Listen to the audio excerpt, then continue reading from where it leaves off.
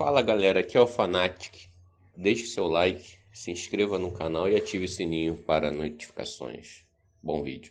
Olá, boa noite. Boa noite. Começa na França a maior Copa do Mundo feminina de futebol da história. A mulher que acusa Neymar de estupro diz à polícia que não tem mais o vídeo do encontro com ele. Afirma que estava num tablet que foi roubado. E que não deu queixa do furto porque não sabia o que tinham levado da casa dela.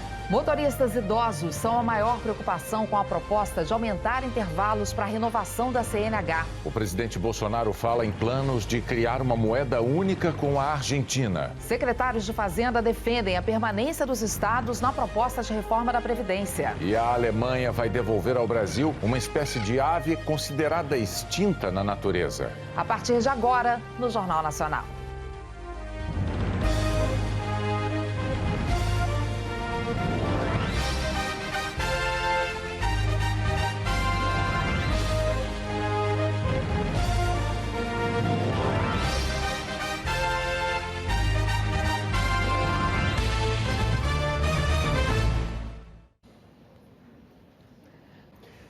A mulher que acusa Neymar de estupro prestou o segundo depoimento à Polícia Civil de São Paulo.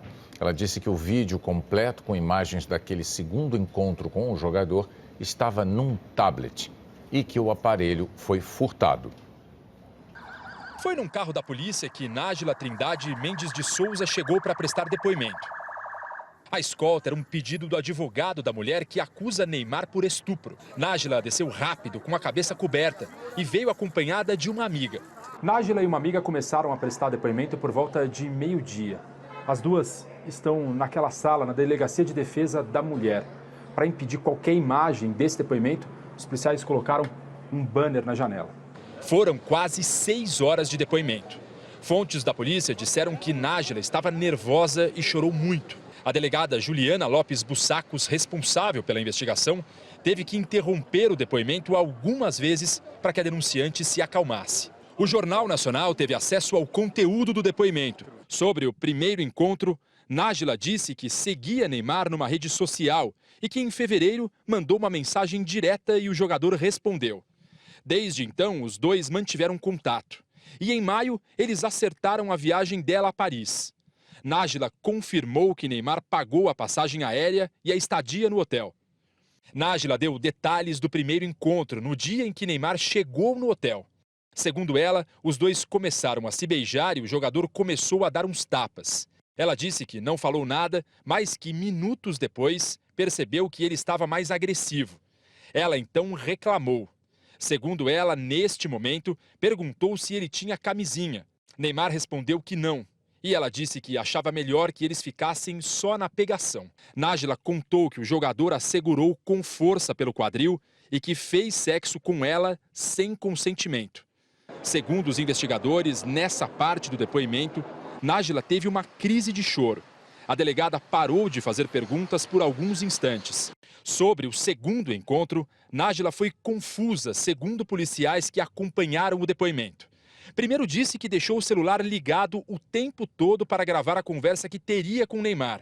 Ainda de acordo com policiais que ouviram o depoimento, Nájila contou que atraiu o jogador até o hotel porque estava revoltada pelo que tinha passado e queria bater nele.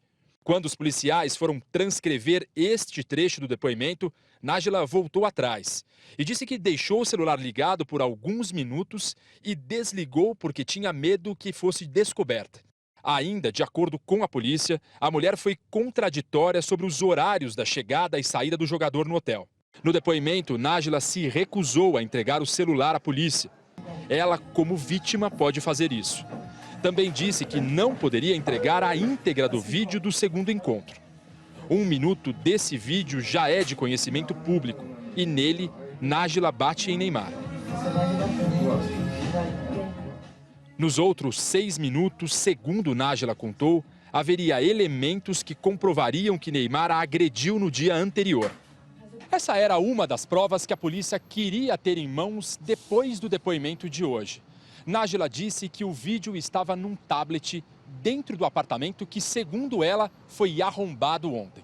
Os investigadores então quiseram saber se a imagem não estaria no servidor de alguma empresa de tecnologia mas Nájila não soube responder. Ela disse que não registrou a invasão do apartamento porque não sabia dizer ao certo o que tinha sido levado. Só deu falta do tablet, de um relógio e de uma quantia em dinheiro que estava guardada dentro de uma bolsa. Um setor da polícia especializado em analisar impressões digitais examinou as marcas encontradas na porta do apartamento de Nájila, que, segundo ela, foi arrombado. E só encontrou impressões digitais dela e da empregada. Nájila saiu no fim da tarde carregada pelo advogado depois de passar mal na delegacia. Ela desmaiou e foi levada para um hospital próximo. Logo em seguida, a delegada começou a ouvir o depoimento da amiga de Nájila. No inquérito aberto no Rio, Neymar disse em depoimento que 2 assessores foram responsáveis pela divulgação de imagens íntimas da mulher que o acusa de estupro. A polícia agora quer ouvir um assessor de Neymar e um técnico em informática sobre a divulgação das mensagens entre o jogador e Nájila Trindade Mendes de Souza. Neymar disse no depoimento ontem na Delegacia de Repressão aos Crimes de Informática que a divulgação da troca de mensagens entre ele e a mulher ficou a cargo da equipe que cuida das redes sociais do jogador e que ele gravou apenas o vídeo se defendendo da acusação de estupro. Neymar disse que não tem conhecimento técnico para postar vídeo junto com as mensagens e que liberou o conteúdo para que fosse divulgado pelo assessor e pelo técnico em informática. O jogador afirmou no depoimento que deu orientações para que as partes íntimas de Nájila fossem preservadas, mas o nome, o rosto e algumas imagens acabaram vazando. A chegada do jogador à delegacia ontem à noite foi tumultuada. Na entrada, a van em que ele estava foi cercada por crianças e jovens. Neymar desceu com a ajuda de muletas e precisou de uma cadeira de rodas para chegar até a porta da delegacia. O jogador ficou 1h40 lá dentro. O celular de Neymar não foi apreendido, mas ele permitiu que a polícia tivesse acesso total às mensagens. O jogador é investigado por divulgar fotos íntimas de Nájila Trindade Mendes de Souza, que o acusa de estupro e agressão. Na saída da delegacia, Neymar deu uma declaração. Só quero agradecer todo o apoio, a mensagem que todo mundo mandou, meus amigos, os fãs, todo mundo que está acompanhando. Só agradecer, obrigado pelo carinho, dizer que me senti muito amado, né? Então só agradecer o carinho de todos. Obrigado, valeu. A advogada disse que Neymar esclareceu tudo e que está tranquilo. Ele fez questão de vir o quanto antes, assim que pôde. Nós confiamos plenamente que vamos provar a inocência do nosso cliente. Ele negou? Negou a acusação feita contra ele? Não? O processo é sigiloso, mas ele prestou todos os esclarecimentos que eram devidos.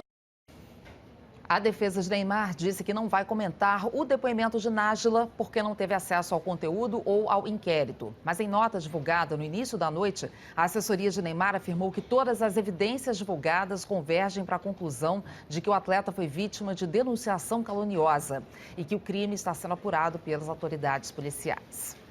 A seguir, motoristas idosos viram preocupação com intervalos maiores para renovar a CNH.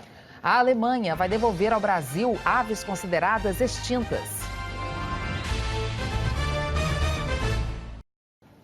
O governo pretende aumentar o intervalo entre os exames obrigatórios para a renovação da Carteira Nacional de Habilitação. É uma das mudanças propostas para o Código de Trânsito brasileiro. E o problema que os especialistas apontam neste caso é com os motoristas mais velhos. Seu Ítalo veio ao posto do Detran renovar seu mais importante documento. Com 86 anos, nem pensa em deixar de ter uma carteira de motorista. Costumo dizer que se tirar o carro, eu fico sem as pernas. Me faz falta. E não é o único. Enquanto eu me achar apta a dirigir, eu vou dirigir. A legislação brasileira permite que se dirija a partir dos 18, sem data para parar. Mas quem tem mais de 65 anos precisa passar por um exame médico de 3 em 3 anos. O governo federal quer esticar esse prazo para 5 anos, dentro das novas regras propostas para as leis de trânsito. Se por um lado os idosos têm fama de serem mais cuidadosos ao dirigir, eles não correm tanto, por exemplo. Por outro, a idade traz reflexos mais lentos, dificuldade para se enxergar, para se ouvir bem. E isso se reflete no volante. Para a Sociedade Brasileira de Medicina de Trânsito, a proposta de aumentar a validade das carteiras dos idosos é um erro. Se eu tenho um indivíduo com 65 anos para cima, esse indivíduo tem doenças degenerativas múltiplas. Nós não podemos sair de 3 anos para 5 anos de maneira nenhuma, porque nós estaremos deixando no trânsito doentes, e doentes que podem ter acidentes graves e, logicamente, lesionar terceiros. No Japão, país com uma grande concentração de idosos ao volante, existem campanhas permanentes para verificar as condições de saúde dos mais velhos e estímulos para que esses motoristas entreguem as carteiras. Essa geriatra lembra que o envelhecimento não vem da mesma forma para todos. Nós temos idosos doentes aos 60 anos e pessoas extremamente saudáveis aos 80 e 90 anos. Mas a progressão dos problemas a partir de uma certa idade é mais rápida e os idosos nem sempre percebem. Daí a importância da família. A família ou alguém que o conheça, que conviva com essa pessoa, deve sim observar e regulamentar essa situação, no sentido de melhorar o tratamento ou tratá-lo de uma maneira que ele melhore esse ato e possa dirigir melhor ou que ele pare de dirigir. É quando a sabedoria traz segurança. Temos certa idade que a gente tem que estar propício a tudo e saber que se acontecer alguma coisa, tem que parar. Aí eu vou de táxi, de ônibus, a pé, enfim, de qualquer jeito. Mas parado eu não vou ficar, te garanto. O Senado aprovou ontem um projeto de lei que estabelece um novo marco regulatório do saneamento básico. Neste bairro de Ananindeua, no Pará, as obras de saneamento já começaram. Quando vão terminar, aí é outra história.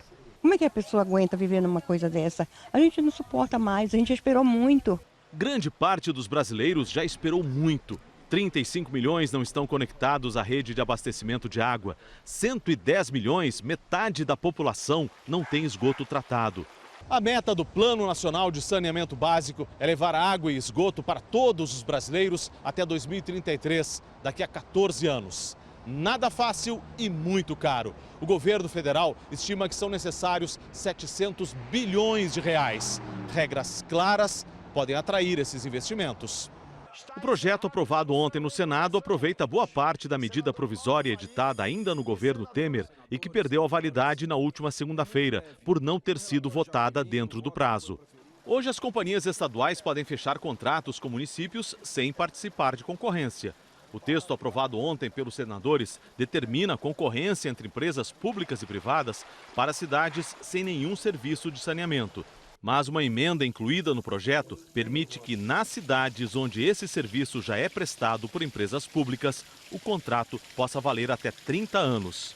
A Associação das Empresas Privadas concorda com o projeto, mas critica a emenda. Isso não incentiva a maior participação privada e quando ela ocorrerá, ela vai ocorrer por meio das companhias públicas, o que não gera eficiência na prestação de serviço e inibe o conjunto de investimentos que poderiam ser feitos pelas empresas privadas. A Associação Brasileira de Engenharia Sanitária e Ambiental também aprova o projeto, mas acha que as cidades que quiserem fechar contratos com empresas públicas devem ser liberadas de concorrência com as privadas.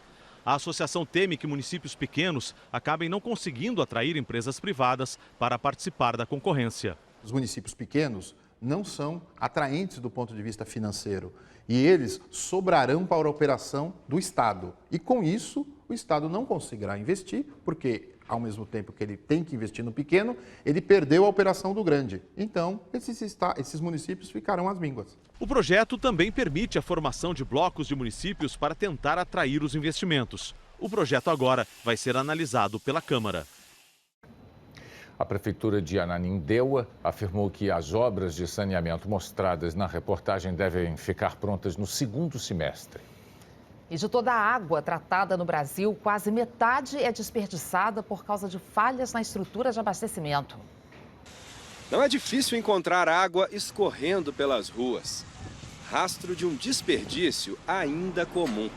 O comerciante disse que era um dia atípico. Num dia normal, você acha que tem como economizar? É interessante esse negócio de trabalhar no balde. Tem dia que dá, tem dia que não dá, né? Mas é uma forma. Para virar um hábito, tem que praticar. Os moradores da cidade do Adão, Planaltina, no Distrito Federal, flagraram um vazamento na rede de abastecimento. Água que não acaba mais. A Ananda, que gravou o vídeo, ficou indignada com a quantidade de água perdida. Tava um rio, literalmente. Pior do que quando chove. Por que não mostrar isso? Por que não se preocupar agora? Um estudo analisou a quantidade de água pronta para consumo que nós brasileiros desperdiçamos no dia a dia. E esse estudo mostra que o que a gente está jogando fora é muita água e custa muito caro. De cada 100 litros de água captada, tratada e pronta para ser distribuída, com 38 litros, a gente faz isso aqui, ó.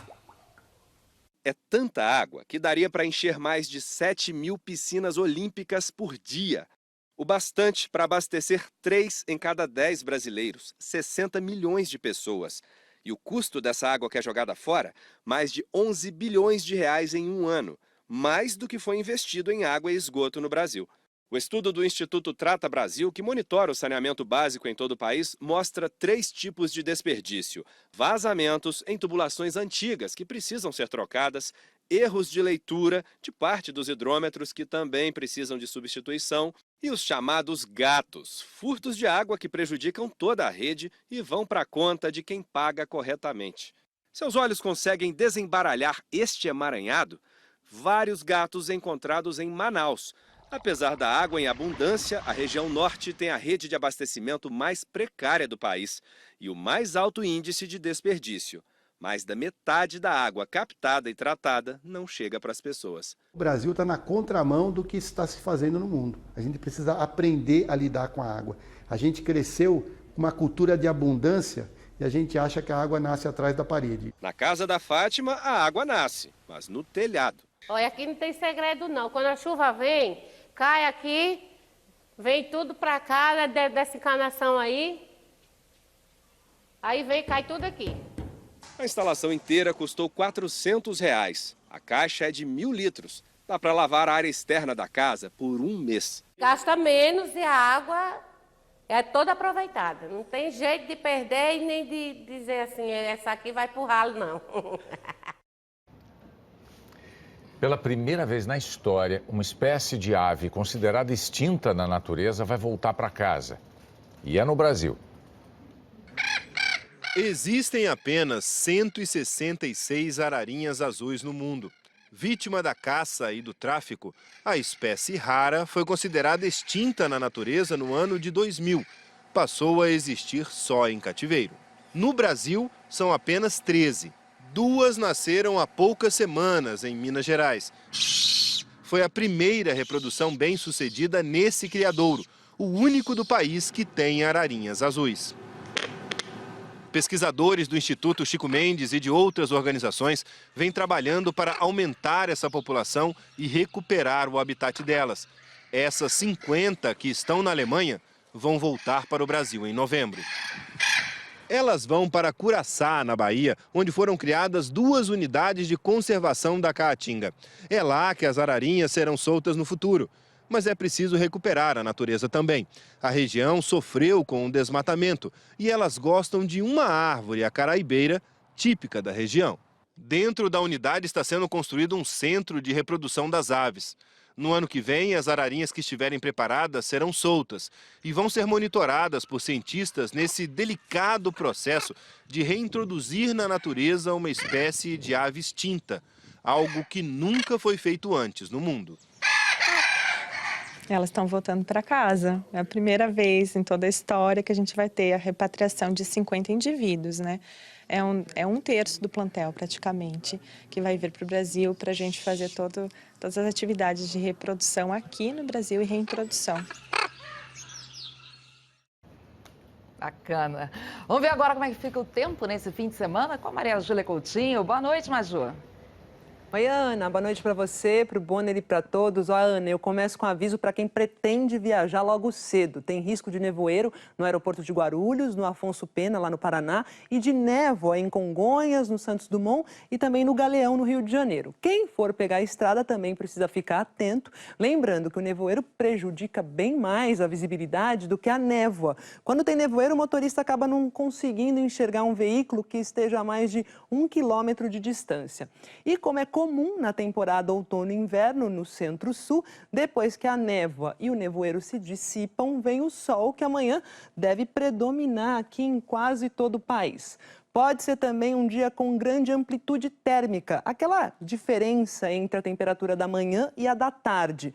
Veja aqui, ó, Rio de Janeiro amanhece com 15 graus, à tarde faz 31, são 16 graus aí de diferença. Cuiabá tem 21 logo cedo e 36 de máxima. 16 de mínima em Goiânia e 29 de máxima. 12 pela manhã e 24 à tarde em BH, 17 de mínima e 29 em Vitória. Curitiba desperta com apenas 9 graus e faz 21 no período da tarde. Aqui em São Paulo o dia começa com 12 de mínima e a temperatura sobe para 19 às 10 da manhã, vai para 23 às 2 da tarde, que é a máxima. Às 6 da tarde cai para 18 e 15 graus às 22 horas. E se a diferença entre a mínima e a máxima tende a ser alta em vários cantos do país, a umidade tende a ficar bem baixa em muitas áreas amanhã. Essa secura toda está na conta aqui desse sistema de alta pressão que empurra o ar de cima para baixo e impede aí, Ana, a formação das nuvens de chuva. Mas onde então que chove? Tem alguma área do país que vai ter chuva? Tem sim, tem áreas lá no norte, extremo norte do Brasil e também do Nordeste que escapam aí desse sistema que eu mostrei. E depois de Salvador, foi a vez de Aracaju registrar mais de 100 milímetros de chuva em apenas 24 horas. O normal para todo o mês são 207,2 milímetros. Amanhã pode chover novamente e muito lá em Aracaju. E a Marinha mantém o alerta de ressaca entre Ilhéus e Maceió. Inclusive, deve chover amanhã na capital alagoana. Também pode chover em Salvador, em São Luís e em Belém. E muita coisa mesmo de chuva, muito volume mesmo de chuva, Ana, lá em Boa Vista amanhã. Tá certo. Obrigada, Maria Júlia. Bom fim de semana. Até mais. Até mais. Para vocês também. E a seguir, secretários de Fazenda querem manter os estados na proposta de reforma da Previdência. O Distrito Federal privatiza o estádio símbolo de corrupção na Copa de 2014. Morreu hoje, aos 85 anos, o cantor Serguei. Ele estava desde o mês passado num hospital em Volta Redonda, no sul do estado do Rio, e sofria de Alzheimer.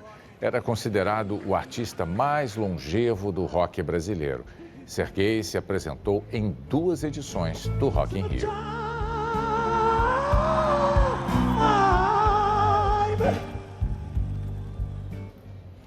Nesta sexta-feira, em Brasília, secretários estaduais de Fazenda defenderam a manutenção de estados e municípios no texto da reforma da Previdência. Os secretários de Fazenda dos estados e do Distrito Federal são unânimes em dizer que os gastos com a previdência dos servidores públicos estaduais estão ficando insustentáveis. No ano passado, Minas Gerais gastou 22 bilhões e meio de reais para pagar aposentadorias e pensões de servidores públicos do estado. Mato Grosso, 1 bilhão e 100 milhões de reais. Pará, 1 bilhão e meio de reais. Os secretários de Fazenda do Pará e de Mato Grosso defendem a urgência da reforma com estados e municípios. A realidade está posta, está aí, precisamos resolver, precisamos assegurar o futuro desses funcionários que trabalharam a vida toda e assegurar o futuro desses que estão trabalhando hoje. Então precisamos reformar a Previdência, não temos a menor dúvida disso. Isso tende a se agravar. Precisamos, de fato, que essa reforma seja aprovada no âmbito nacional e que sirva para todos os estados, municípios e também para o nosso país. Ontem, o governador do Distrito Federal, Ibanez Rocha, do MDB, divulgou uma carta que, segundo ele, tinha sido assinada por 25 dos 27 governadores, defendendo a manutenção de estados e municípios na reforma da Previdência. Mas, ao menos 3 governadores do Nordeste, citados na carta, negaram ter assinado o documento. Por causa disso, a assessoria do governador Ibanez Rocha informou que uma versão final será divulgada na terça-feira, depois do Fórum de Governadores em Brasília. Em conjunto, os 9 governadores do Nordeste divulgaram outro documento defendendo a necessidade das reformas da Previdência, tributária e política, mas pedindo a revisão de pontos específicos da reforma previdenciária, como do benefício de prestação continuada, da aposentadoria dos trabalhadores rurais, da desconstitucionalização da Previdência e do sistema de capitalização. Defenderam também a manutenção dos estados na proposta.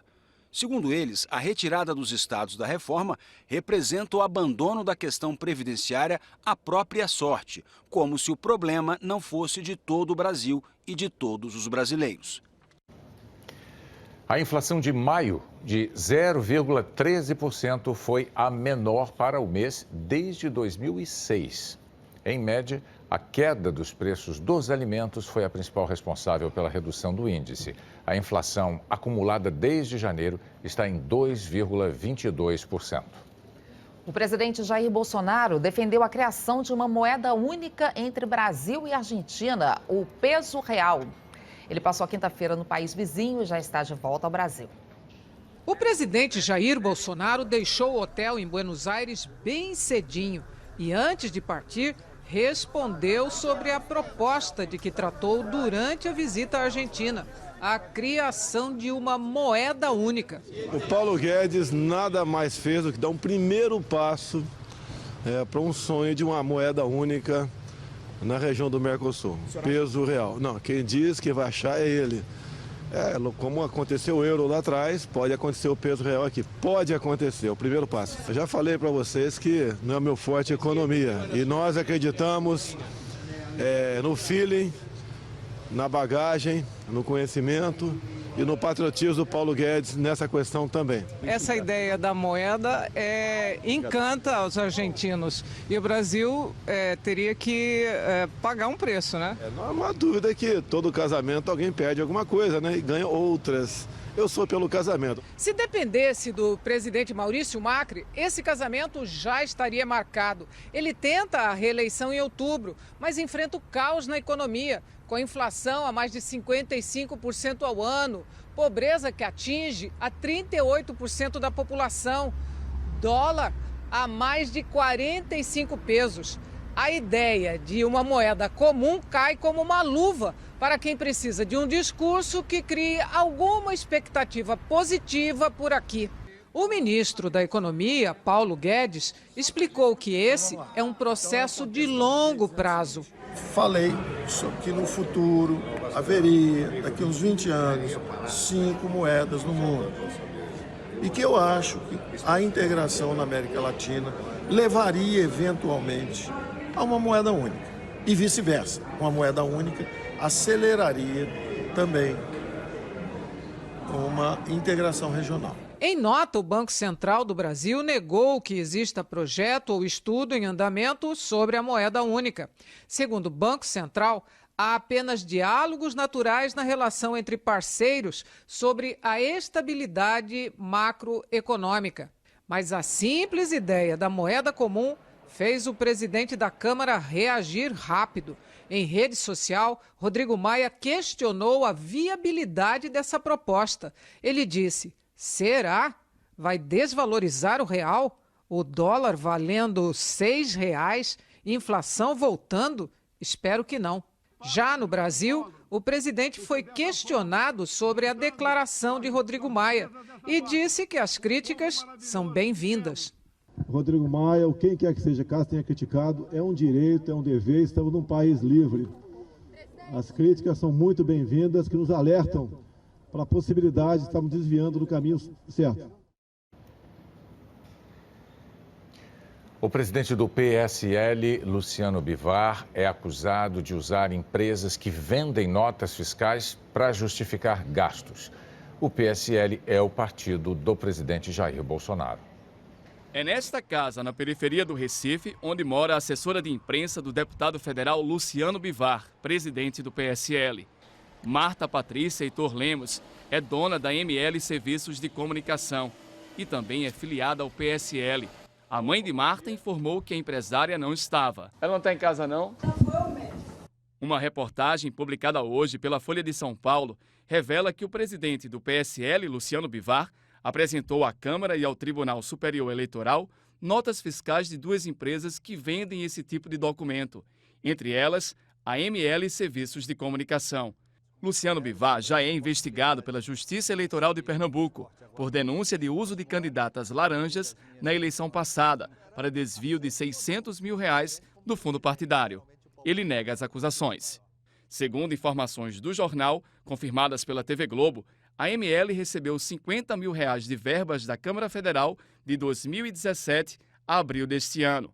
Marta Lemos confirmou para a Folha de São Paulo que emitiu as notas sem prestar os serviços, que teriam sido feitos por uma outra assessora que não tinha empresa em seu nome. O mesmo esquema de compra de nota fiscal, de acordo com a reportagem, foi usado pelo PSL com a empresa Associação Pro Esporte Cultural, que pertence a Gisele Miller do Amaral, também filiado ao partido. A Pro Esporte recebeu R$15 mil para fazer um seminário sobre as eleições naquele ano no Rio. O jornal cita uma troca de mensagens entre Gisele Miller e uma pessoa que se passou por assessor de um deputado federal e conseguiu comprar uma nota fria. Na conversa, Gisele Miller teria dito que forneceu notas frias a Luciano Bivar. As notas fiscais foram entregues à Justiça Eleitoral na prestação de contas do uso do fundo partidário. A Procuradoria Regional Eleitoral em Pernambuco disse que vai analisar as denúncias. As notas fiscais apresentadas por Luciano Bivar são reembolsadas pela Câmara dentro da cota de despesas do dia a dia do mandato, como passagens aéreas, consultoria e divulgação parlamentar. O deputado Luciano Bivar disse que vai comprovar todo o serviço prestado por Marta Lemos, que ela tem uma condição financeira frágil, que caiu de uma cilada quando aceitou vender notas frias e que, por isso, vai ser demitida. Nós não conseguimos contato com Marta Lemos, nem com Gisele Miller do Amaral.